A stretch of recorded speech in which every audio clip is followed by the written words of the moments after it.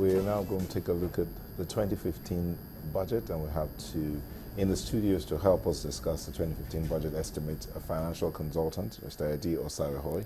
Thank you for coming. Thank you very much. You saw the news, or you heard the news about the presentation of the budget to the National Assembly. Now, according to the finance minister, it paints Nigeria, or it puts Nigeria in the light of a non-oil producing country. What's your take? Yeah, in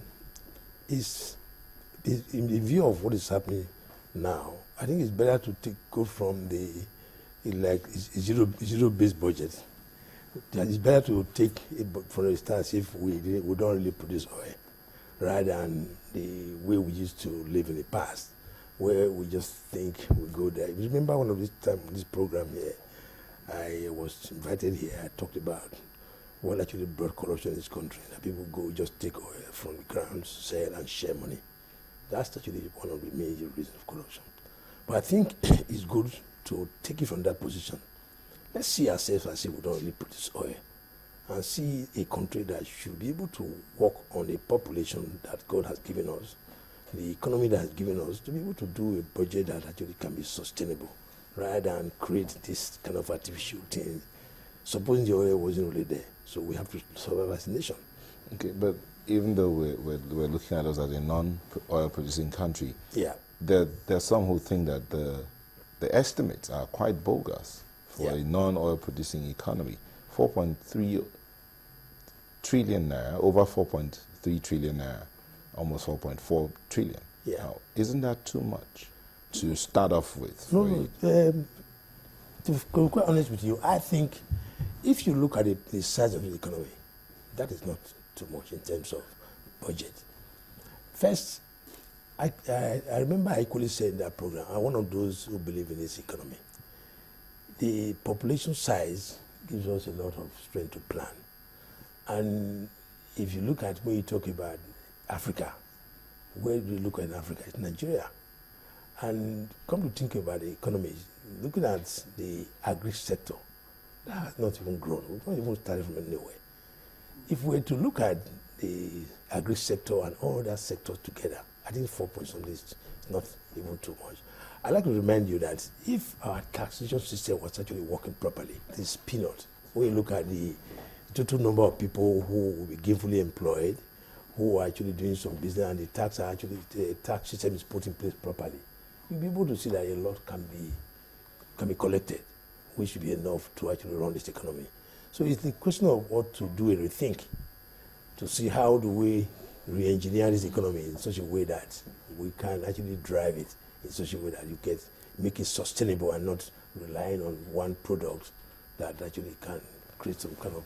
You see, it's not even fair enough to plan with the product. You need to be able to look at your various income drivers and see what you can do to make your budget sustainable.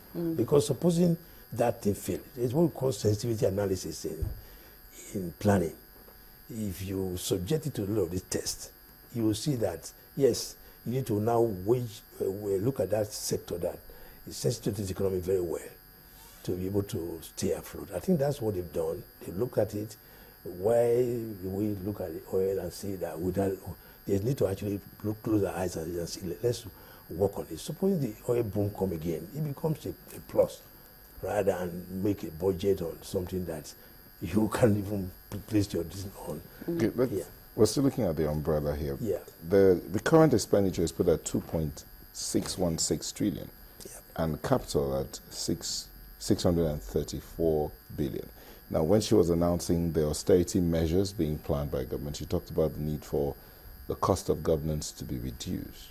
Now, seeing the current at 2.616, there are some who would have thought that the capital side would have gone up while the recurrent came down, but it's the other way around.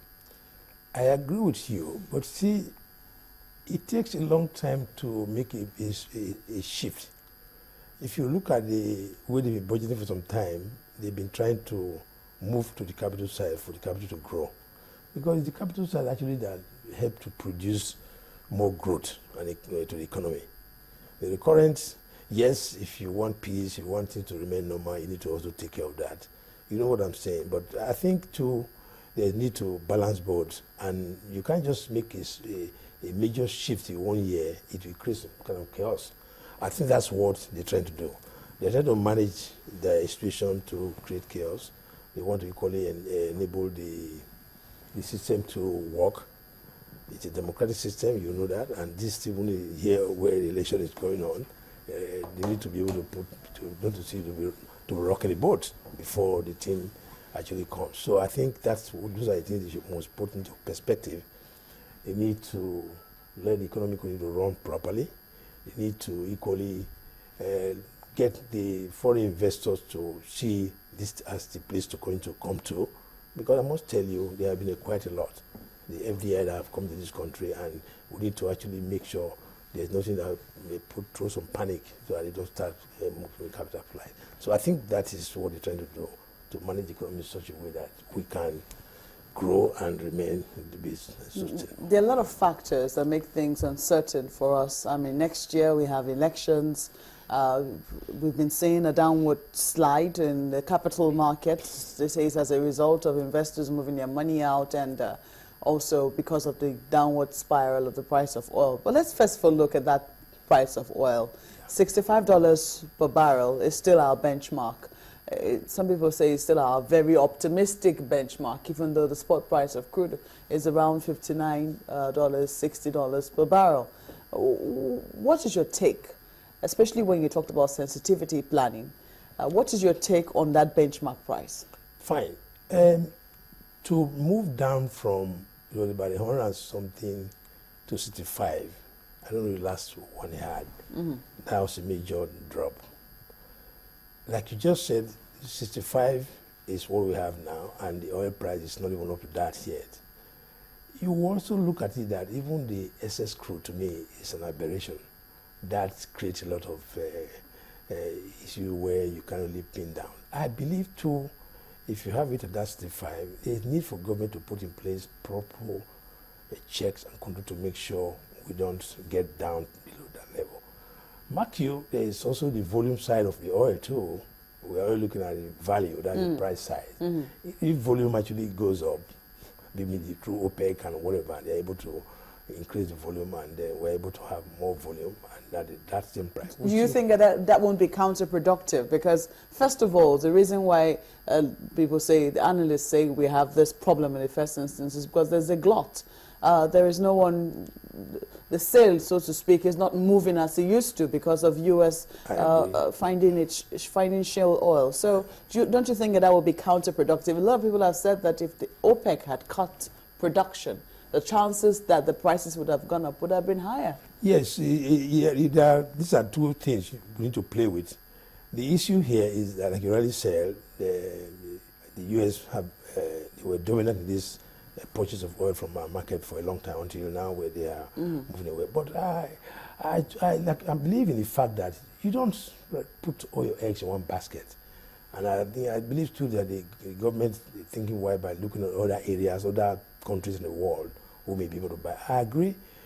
If OPEC goes ahead to cut down prices, the volume, that could make the price a little bit up. So it's something they could look at. That's why I really believe it's too early in the day, because they're going to move with the time to see how either you're going to increase the volume or reduce it. That will come by OPEC looking at the market and see what you're going to do. So that is a thing which can come at any time. So one cannot really sit down here and predict what's going to happen.